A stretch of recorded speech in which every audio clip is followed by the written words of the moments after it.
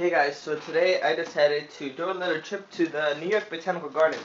It's a Wednesday, I have the day off. Later today is the Manhattan Orchid Society meeting. There's a few reasons I want to go to the gardens. First, to see the new azalea gardens. Second, to go to the rock gardens to see if Sarracenia are in flower. It's about the time of year where the new pitchers should be coming out. I'll see you at the gardens. So kids are screaming. It's really beautiful here in the gardens. I went into the garden store already to see what they had. They didn't have any Sarracenia. We are heading to the rock gardens, which have an interesting selection of plants. And we're going to see if there are any Sarracenia. Sarracenia are bog, swampy plants, but they grow well in the rock garden here, and let's see what's going on there. So I'm walking here. I don't know if we're supposed to be on the grass, but I'm walking onto the grass because there's some cool plants up here. In the outcroppings, you see some flowers up here, but there's these little yellow flowers. I don't know what that is, but I wanted to check them out. They're small daffodils, if you can see that.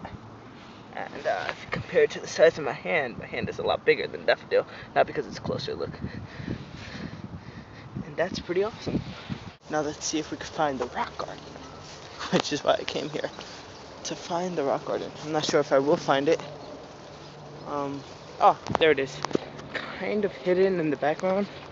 I'd say it was hidden in the background. A bit annoying. Oh, that's a nice purple color on those trees and bushes there. This is an eastern redbud. That's what they call it, eastern redbud. And you could see why. It's like this nice red colors on the flowers, which are awesome actually, because from far away it looks like the whole tree is on fire, or like a nice pinkish red fire. So here I am in front of the rock garden of the New York Botanical Gardens. Rock garden. This is a bunch of hellebores throughout here. You can see that the flowers aren't so interesting. There's something cool back there. I can't really tell what it is. But in the back there's a pink hellebores right. I'm trying to figure out right there. That's a pink hellebores. More daffodils, but interesting varieties. That's pretty cool. Oh, this is awesome. Oh wow, that's really cool. And then you can't see this or you can't feel this, but they're really fuzzy, these flowers. This is pretty cool. It's like a bell-shaped flower. This is usually where they have all the carnivorous plants. And if you can see here, this Sarracenia wrigleyana, I think it's mislabeled because I know how wrigleyana looks and that does not look like wrigleyana. But you can see it has 1, 2, 3, 4, 5, 6, 7, 8, 9, 10 or so flowers about to come out. So I'm a bit early to catch the flowers of the Sarracenia. Over here we have Sarracenia leucophylla Tarnok, which is a double-flowered version, and the flowers are also just about to come out. There's some Sarracenia hidden back there. You can't see it because it looks like a different plant, but that's Sarracenia. You can tell by the flowers. Yeah, there's a few Sarracenia here that are going to flower soon, but we're just a bit early. Sarracenia wrigleyana comes out at an angle. It doesn't form pictures that are straight up and down, so I doubt this is what it says it is. Calipogon tuberosus, that's a bog orchid, but there's nothing there. I highly doubt it's wet enough here for that plant. Oh, there's a nice colors on these things. Check that out. That's wild. Oh yeah, they're like rainbow colored yellows, pinks, oranges. That's you can probably see those really dark things in the back. Let's see if we can get a good zoom going on here. Those are iris plants. So the irises are really nice, really blooming nicely. Here's a good Sarracenia flower bud coming up.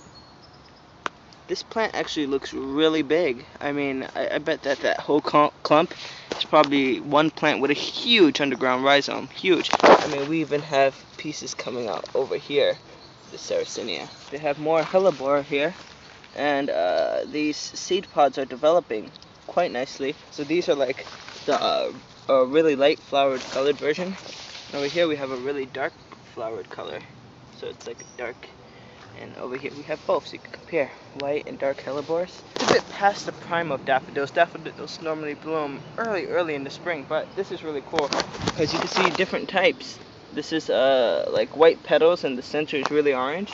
And over there you see it's a more circle colored daffodil with the center is yellow. These rhododendrons are blooming nicely. And there's like a wasp or something right there. This is a wicked iris. Look at that. That is seriously bugged out.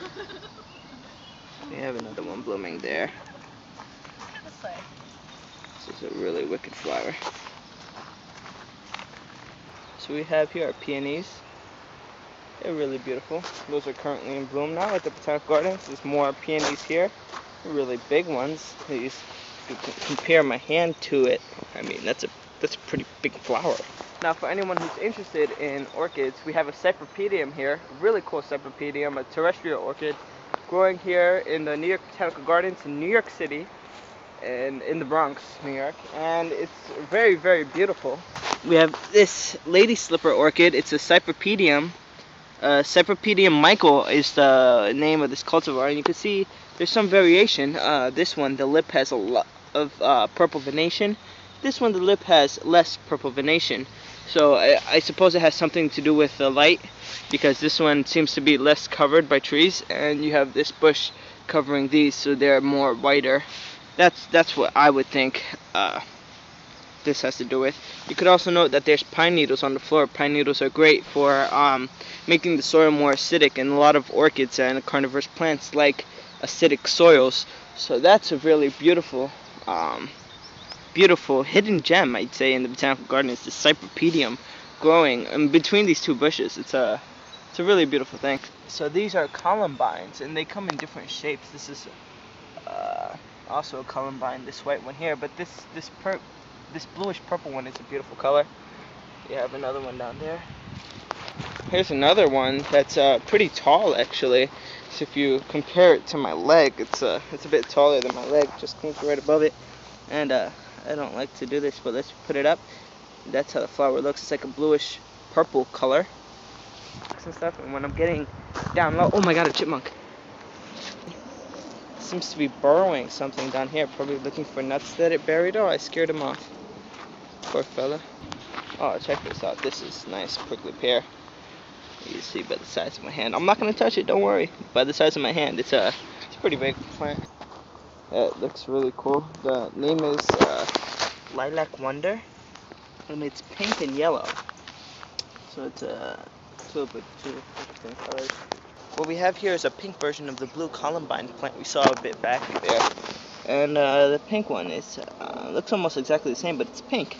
And I think it's also about the size of my knee, like the last one was. The flowers come up to about that height. So I really like orchids and carnivorous plants, and whenever I pass by an orchid, I'll be sure to mention it. But back there we saw one Cypripedium, a pink one. And I'm just passing by this yellow Cypripedium in flower. So this is Cypripedium parviflorum, and it's a yellow Cypripedium. There's a lot of glare from the sun. I don't know if this will help. But yeah, they're beautiful, beautiful flowers.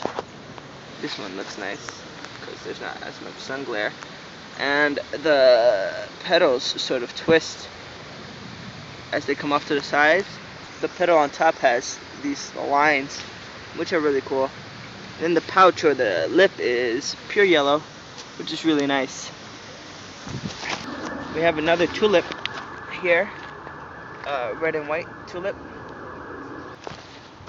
Oh, cool. So we have these jack-in-the-pulpits. They're kind of hidden. I don't know if you see that, but let's pick this up. Check that out in there. See if I can get a good look inside the jack-in-the-pulpit. This is one from the side. They have more down here. Jack-in-the-pulpits. So these pictures are just starting to plump up, and probably in another month or so be looking extremely beautiful. The flowers, of course, probably won't be ready for a while. This is a daffodil that is really different. This is Narcissus bulbocodium.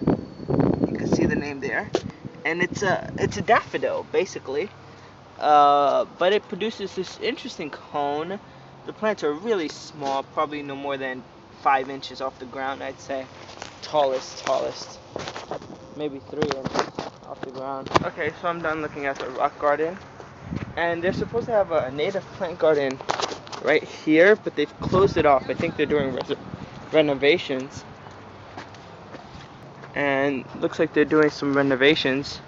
I don't know why, but there's no Sarracenia purpurea in the rock garden, which is weird to me, because Sarracenia purpurea is like the only Sarracenia that actually grows in New York natively. What I'm going to do is I'm going to go to a greenhouse that I haven't actually been in before. You have the conservatory greenhouse, which is awesome. You also have a greenhouse closer to the southern entrance, which is wickedly cool. And I've actually never seen this greenhouse up close, but I've walked by it. It's close to where the roses are, if I remember well.